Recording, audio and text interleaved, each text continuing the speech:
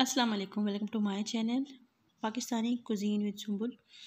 आज हम बनाने जा रहे हैं जेली, जो कस्टर्ड, दूध दुलारी और बहुत से मीठों की जान है जो इसमें हम डालते हैं। तो इसको जमाते कैसे हैं? मेरे पास चेरी फ्लेवर है, तो आज यही तरीका मैं आपसे शेयर करूँगी।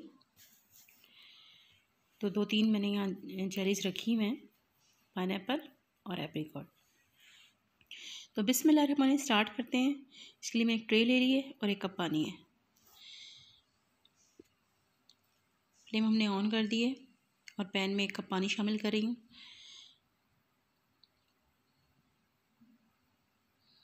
मज़ीद पानी नहीं मैंने ऐड किया क्योंकि मुझे थोड़ी सी हार्ड चाहिए।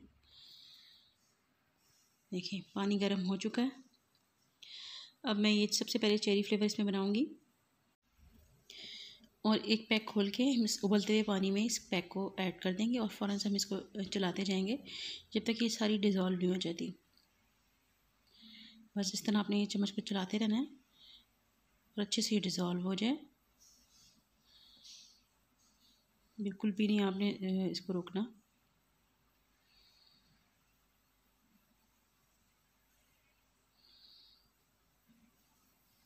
कुछ देर में ये मेल्ट हो जाएगी। बस देखिए बिल्कुल मेल्ट हो चुकी है। अब मैं इसको इस ट्रे में निकाल लूँगी। अगर आपने मोटी लेयर बनानी है तो आप ऐसे बर्तन में निकालें जहाँ से ही मोटी लेयर बन जाए। तो मैंने इस ट्रे में फैला दिए। इसको मैं रूम टेम्परेचर पे रखूँगी क्योंकि मैं नेक्स्ट डे स्वीट तैयार करनी है। मुझे उसके लिए जेली चाहिए, तो ये सुबह के वक्त मैंने फ्रीज से निकाली। ये देखें जो हमारी जो जेली है वो बन चुकी है। अब अपने जैसे भी इसको कट लगाना है आप इसको बनाएं। तो मैंने 2 फ्लेवर में तैयार कर ली थी। ये देखें ये पाइनएप्पल है, ये भी मैं आपको दिखा दूँ, और चेरी फ्लेवर। बस इनको कट लगाते हैं, कट लगा लेते हैं। मैं ये नाइफ से लगा लूँगी, आप चाहें तो किसी भी कटर से इसका डिज़ाइन बना सकते हैं। ये देखें ये हमारी जेली बनके तैयार हो गई है। ये देखें सारी जेलीज़ मैंने कटिंग करके रख ली हैं। तो आज मैं बनाऊँगी मीठा, उसमें मैं इस्तेमाल करूँगी।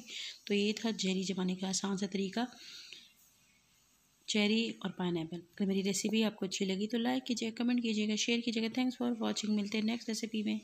टिल देन अल्लाह हाफिज़।